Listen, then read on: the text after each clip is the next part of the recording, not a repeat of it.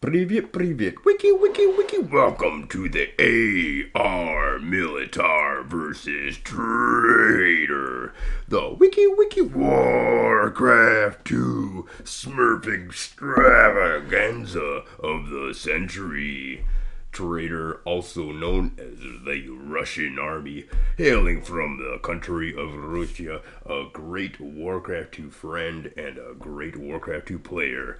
Wiki wiki, welcome to Russian army's great victory versus ARMilitary from Ukraine. So the Russian army versus the Ukrainian military in the greatest dispute the world has ever seen. We do witness Blue Trader, I do believe Blue to be, but I am actually probably mistaken. However, if my memory serves me correctly, Traitor is the treacherous Russian army at the man. He's such a good friend indeed. I'm kind of rooting for the Russian army because I am a great fan of the Russian army. But ARMilitar is the up and coming rising star of Wiki Wiki Warcraft 2. Of course, he could never be as great as the Ukrainian bad boy raised from the age of a wee lad, destroying champions since the tender age of under 18. His name is Ragnar. And the entire laptop just shook at the mere mention of the Ukrainian bad boy, #1 admin, defeating all other admins easily. His name is Ragnar. But we're witnessing ARMilitar, the arm military, as he takes on a Russian army. I think that was a great victory for the Ukrainian ARMilitar, because I saw a dead body laying in the fields there. And so first blood. Special thanks to Nikita, Traitor with the latency of 0, far outpacing Nikita and his opponent from Ukraine, ARMilitar. I want to thank the YouTube channel of NIK5ET Nikita. Nico has brought great Warcraft 2 to the entire world, far out surpassing any other YouTube channel in the sheer number of 1v1 games in which one man can watch. And that would be on the war2.ru server. Are you going to seriously play on another server? Maybe on the streaming schedules, if you check out the Troglar streaming schedule, or the tournaments put on by war2usa.com. Both places a great way to find out how to play Warcraft 2, but the #1 server, as well as the #1 in this game, has normally tended to be war2. Are you kidding me? These guys are incredibly good. They're representing the Russian players, and most likely to win the game is the Russian army. I remember a 15-year-old, a friend of Russian armies, destroying noobs on the war2usa.com server. I mean, this is just a friend of the Russian army, and he comes to absolutely destroy. Actually, it might have been Russian army, now that I think about it. Knight, I do believe his name was. Of course, you had Ukraine. Ragnar destroying everybody, the entire Russian server, the entire war2usa.com server, and not even bothering to make an appearance at the GOG, the legal way to play Wiki Warcraft 2, courtesy of the Polacks. Polish people currently #1 in the world ranking. So All other considerations must be made without Polish considerations in the world of Warcraft 2 if you think you're the best. It used to be, however, only Chop was number one. You'd have to go through 20 Polish names of Chop players before you could ever reach the next USA.com or Russian Chop player. But Poland now rules both the 1v1 Garden of War scene as well as the 1v1 scene. Here we are witnessing Ukraine versus the Russian army on the map of 1v1. Looks like a different map, but I assure you, without the greatest of confidence, that it is likely 1v1. We do, however, see a great push out from our hero, white or blue. I do believe ARMilitar about to crush the Russian army. He thought he was, oh my, but the Russian army is better at defend. Look, he's left his units right where they needed to be on the trenches, and as the Ukrainian army pushed out, ARMilitar is taught a difficult lesson that many have learned, that the defender generally has the advantage as they've had more time to prepare. They have not had to make that long journey from their base of operations to your base of operations. So the current advantage is, I think, with Russian army, although I most likely have forgotten which is which. I am rooting for both Slava Ukraine, and I hope Russia is very powerful and strong in the future, as I, too, am a big fan of War 2. Are you kidding me? These guys have the best Warcraft 2s ever.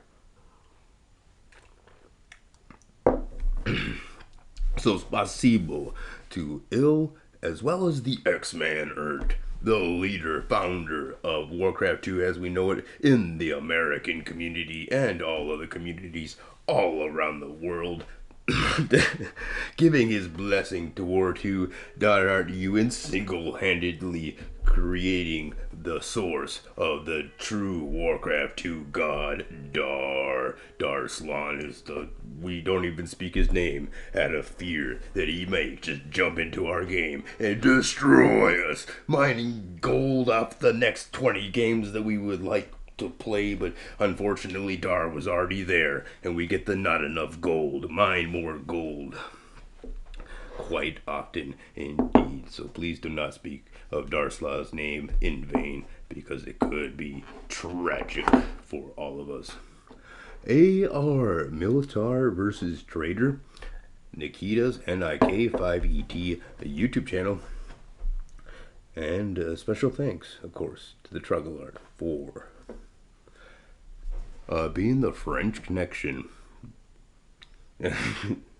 You gotta see the production on that guy. He sends in flaming flying sheep to explode. The drone technology of these flaming flying sheep that the French connection has provided to Wiki Warcraft 2 will certainly change the entire dynamic of all Warcraft 2 games in the future. But right now, in the present, not enough gold seems to be the very thing that's happening to this white player, ARMilitar. However, the Russian army, as we think it might be, it could be the Ukrainians. I'm sorry, they just look alike. Both doing such a great job in the wiki world of Warcraft 2. The spread out confidence. I think that's Russian army, but I could be definitely wrong, or traitor, I should say.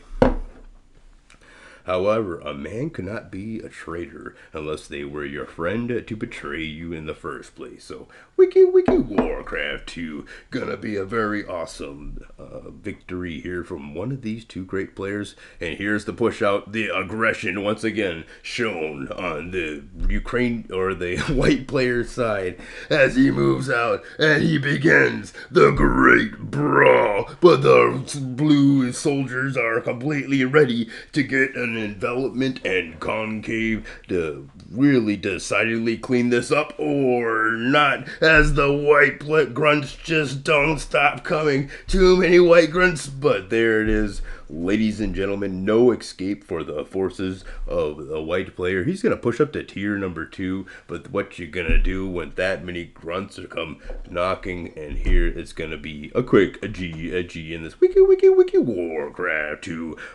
world. What if you could set up a good defensive system?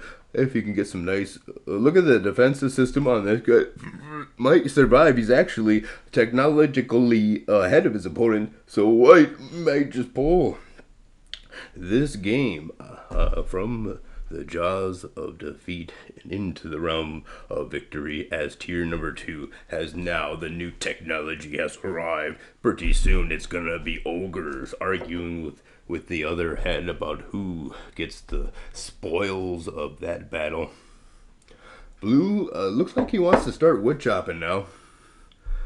So he could be moving in that direction. He's already mined out his original mine, and blue is just ready to start that, and white has the technology advantage, but no clear way to mine any type of gold in the near future. So the white player is going to be in pretty hot water very soon. He does have his few ogres. The technologically advanced ogres are going to be able to run down and punch that grunt in the face, because but the scouting alone leads me to believe that this just might be, look at the gold flow on that guy. That's what's called power mining. So many peons all spread out just trying to get the bags of gold back to you so you can purchase. But here it is. The white player has now caught up. He realizes, and he sends a scout attack of his own, gonna draw the entire forces of the blue player down there to defend that expansion. And here it is, the first ogre technological advantage strike comes, but the grunts are overwhelming here, and they're gonna walk into a trap, as too many grunts just gonna swarm this group of ogres to take it out. And now blue has the gold flow advantage and is gonna catch back up in the technology game, pushing even further ahead. It's a tier number 3 in this terribly one-sided conflict at the moment. The blue player gonna claim his victorious victory prize, as we had earlier anticipated. He has gone with the age-old strategy of when you're ahead, you just get further ahead. But the grunt, you can see level 5 ogre is gonna easily clean up that assault. And this may not be over just quite yet, because this has been a true blue ogre rush. So once Bloodlust hits, it's a G. But the white player has a small window of opportunity here to make the assault on the blue player before the end game arrives as 2 temples of the darned. That means a hasted DK, super fast, riding a super fast horse on its way to death and decay, your gold flow in the immediate future. Nothing a man could do. He could set up watchtowers to watch that DK run by. He could even make them guard towers, which the DKs will Darth and decay the guard tower. So that's a pretty good strategy, and one that might be effective against this assault, but that's about it.